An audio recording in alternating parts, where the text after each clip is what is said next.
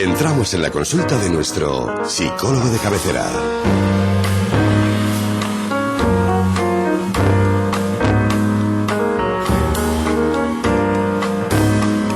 Efectivamente, amigos, ya está aquí con nosotros Antonio Castaño. Antonio, buenos días. Hola, buenos días. Y también contamos con la presencia de Isabel Moya. Isabel, buenos días. Hola, buenos días, Vicente. En nuestro espacio psicólogo de cabecera, que como ya hemos dicho anteriormente, íbamos hoy a tratar el estrés del ama de casa. Bueno, pues el estrés parece la enfermedad de nuestro tiempo. Existió siempre, es consecuencia de nuestro desarrollo socioeconómico, del ritmo de vida que llevamos.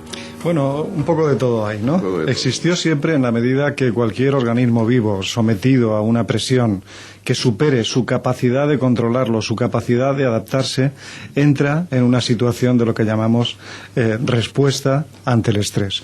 Es decir, cuando en el ejemplo que estaba poniendo antes nuestro compañero Pérez Oca hablaba del tema del gato, si el gato de momento se ve enfrentado a un ruido inhabitual o a un perro agresivo, va a tener una respuesta porque ese es un estresor.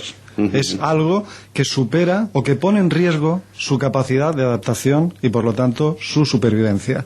De manera que siempre que ocurre eso, ocurre el estrés. Lo que pasa es que en el ritmo de vida que actualmente llevamos, no podemos, como el gato, saltar, enfrentarnos, correr y, de alguna forma, quemar esa tensión que el estresor nos ha producido. Y nos lo vamos tragando, nos lo vamos comiendo los seres humanos, y poquito a poco ese estrés puede ir provocando una serie de problemas que luego comentaremos. Y quizá uno de los exponentes en este momento importante del estrés sea esa figura del ama de casa, de la que hoy pretenderemos, no sé si terminar, pero al menos sí iniciar y quizá proseguir en otros momentos. Bueno, pues entremos precisamente en una cuestión fundamental. ¿Cuáles son las causas del estrés en el ama de casa? Ya apuntabas un poquito antes, Antonio. Bueno, pues si consideramos como causas del estrés el trabajo intensivo, el agobio, el exceso de responsabilidades, la fatiga psíquica, las prisas, pues el ama de casa estaría entre las profesiones de más alto riesgo para sufrir estrés. Y es que también se combinan dos grandes esfuerzos, el esfuerzo físico y el psicológico. Físico no tanto en cuanto a la intensidad como sí para la constancia, porque el ama de casa, desde que se levanta hasta que se acuesta, no cesa su actividad, no cesan sus responsabilidades, y ese esfuerzo de estar siempre alerta, incluso por las noches si hay niños llorando, los fines de semana trabajar las mismas horas. Y claro, todo esto sin remuneración y sin agradecimientos en muchas ocasiones. Y se une al esfuerzo psíquico, de esa responsabilidad de estar pendiente de los hijos, de sus problemas, de resolverlos y de comprender a su marido, de estar escuchando. Todo esto se hace sin vocación, se hace sin que te remuneren económicamente, sin que puedas ascender, y encima es todos los días igual, rutinario. Va a ser para toda la vida, no tienes vacaciones. Se juntan una serie de factores que lo hacen inevitable, el estrés. O sea que el estrés del ama de casa es un estrés especial, ¿no? Sí, digamos que probablemente el elemento común del estrés es la presión que la persona recibe desde el exterior, y la forma en la que interpreta esa presión es la respuesta que da ante el estrés, ante la presión, ¿no? De forma que en el ama de casa efectivamente cobra algunas peculiaridades destacables esa situación de estrés. Hay una serie de factores que probablemente lo comentaremos con más amplitud. Por ejemplo, ¿es consecuencia del machismo? Bueno, yo creo que, vamos a ver, desde una posición feminista a ultranza, que a veces adopto, podríamos decir directamente que sí, ¿verdad?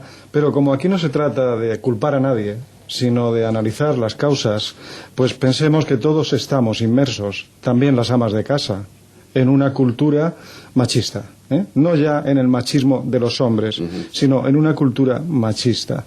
Porque a la mayoría de los hombres también los educan las madres, y muchas veces diferencian las responsabilidades de los hijos con las responsabilidades de las hijas en la casa, y están en ese sentido fomentando esa diferenciación que formaría parte de un análisis objetivo de cuáles son las causas de ese exceso de estrés en el ama de casa. De manera que, sin culpar a nadie, porque todos somos responsables pero nadie culpable, es cierto que una cultura machista favorece que el ama de casa asuma una serie de responsabilidades que parecen solo de ella, exclusiva de ella, incluso aunque ella esté trabajando fuera y tenga las mismas horas de trabajo que su pareja, y en cambio en la casa pues tiene que asumir esas labores, que lo lógico, y no solo lo lógico, lo justo sería que fueran compartidas. Entonces yo creo que aquellas personas a las que nos preocupa que las cosas se hagan con cierto nivel de justicia, también debería preocuparnos esta cuestión. Sobre todo porque en general afecta, si hablamos desde el punto de vista de los hombres, a una de las personas que más queremos en nuestra vida, ¿no? Y cuando queremos a alguien debemos desearle lo mejor, ¿no? Y no siempre aquí se produce esa situación. A veces el hombre, sobre todo, también a veces la mujer, la propia ama de casa, cree que el hombre con trabajar las 8 o las horas, o las 10 o las 12, las horas que tenga que trabajar, ya ha cumplido, ¿no? Habría que ver, y quizá lo veremos, cuándo cumple el trabajo del ama de casa. Bueno, pues hablando del estrés, ¿cómo detectarlo y cuáles son sus síntomas? Bueno, pues las mujeres en esta situación, solo por ser amas de casa ya van a partir de una base de cierto nivel de estrés, pero si ven que hay una falta de concentración, un nerviosismo que les incapacita para hacer muchas cosas, que no pueden estar tranquilamente sentadas y relajadas, que además empiezan a notar un descenso del rendimiento intelectual y físico, que hay una fatiga sexual, una inapetencia, o bien insomnio también puede ser una de las consecuencias del estrés.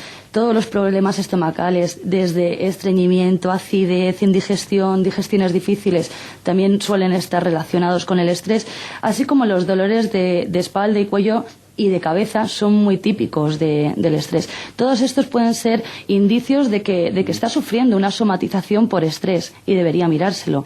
No solo el tratamiento farmacológico de vamos a paliar ese dolor de cabeza, sino vamos a ver la causa, qué es lo que origina que tenga migrañas, que tenga esos dolores musculares y ese agotamiento general.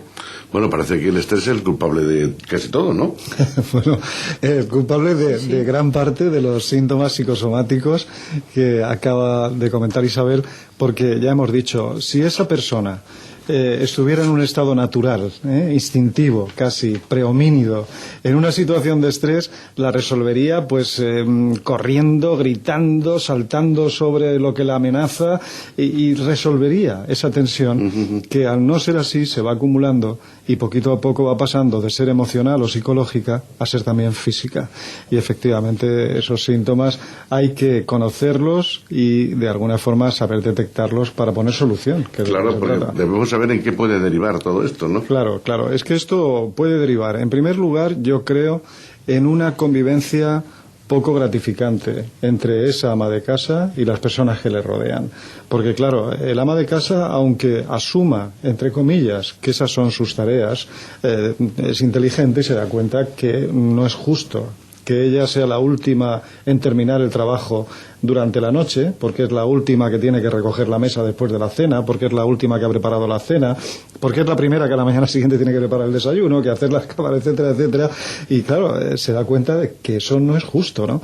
Pero no siempre va a encontrar la forma de solucionarlo, con lo cual se va convirtiendo en un inconveniente que puede derivar en una actitud amarga, en una actitud displicente, en una actitud negativa a lo largo del día, ¿no?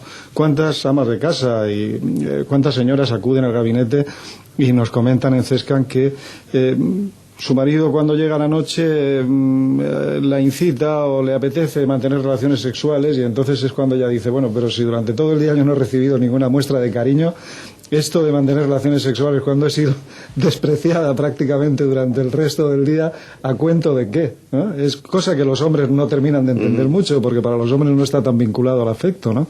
En la mayoría de los casos. De forma que se puede convertir en una actitud amarga y que también amargue al entorno. Y sobre todo va a derivar en trastornos de ansiedad y trastornos del estado de ánimo, de trastornos depresivos, de decaimiento, etcétera. ¿Y cómo se puede resolver y quién puede hacerlo? Bueno, fundamentalmente los mejores preparados para esto somos los psicólogos, claro. Puesto que los médicos sí que ayudan, como he dicho antes, a paliar esos síntomas físicos, pero el estrés viene por tres lados. Viene por la respuesta fisiológica, eso que nos ayudan los médicos, por el entorno que genera el estrés y por una serie de pensamientos concorde a ese estrés, pensamientos negativos. Entonces, los psicólogos vamos a hacer frente, sobre todo, a modificar ese entorno que genera el estrés y a modificar esa forma de pensar que hace que se mantenga el estrés. Así, pues podemos planificar el tiempo y hacer que se fijen unos objetivos más realistas, no se queden siempre con la expectativa de no he cumplido todo lo que yo pretendía. Modificando esa forma y organizándose el tiempo se puede prevenir y paliar bastante el estrés. Para eso en CEPSCAM pues utilizamos una metodología específica, un tratamiento concreto para todos los problemas causados por el estrés, tanto en amas de casa como puede ser en un trabajador o en un adolescente. Bueno, pero ya centrándonos en el ama de casa, todo lo que hemos dicho se puede prevenir. Hombre, se puede y se debe, ¿no? Sí. Yo creo que la comunicación es el gran elemento, ¿no? El gran elemento que puede existir o del que podemos adolecer en la relación de pareja, o en la relación con los hijos, que es sobre todo de lo que estamos hablando. La mejor prevención sería la que incidiera sobre los hijos, es decir, hacerles participar, gratificar su participación en las tareas de la casa. Sería muy importante porque es un elemento educativo que facilitará después la convivencia con otras personas. Pero si ya desde el comienzo lo que hacemos es decir, esto, bueno, hazlo tú, nena, porque tu hermano, lo que sea, cualquier excusa, cualquier justificación. Está mal decírselo a un chico. Claro, o porque tu padre, hazlo tú, nena, porque tu padre ya trabaja y resulta que la nena también trabaja y que la nena además de trabajar estudia, pero su padre como trabaja pues no tiene que hacerlo, ¿no?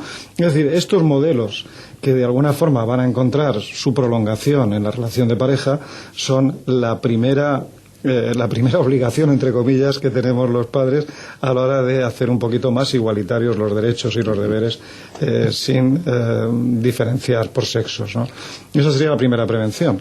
Luego la segunda y más directa y ya más en el entorno de la persona adulta que sufre el problema, pues sería la detección precoz de los síntomas, ¿no? Es decir, no esperar a llegar ya a la depresión o a llegar a los trastornos de ansiedad, a que la persona tenga una fobia o tenga una situación de ansiedad que le lleve a prácticamente perder el conocimiento, ¿no? Sino ser capaces de prevenir esa respuesta y solucionarla a tiempo, teniendo en cuenta que es un factor importante, que no es cualquier cosita, que no es la murga de todos los días, que mi mujer siempre está con lo mismo, no, que muchas veces estamos hablando de algo que se va a convertir en un trastorno si no lo solucionamos a tiempo.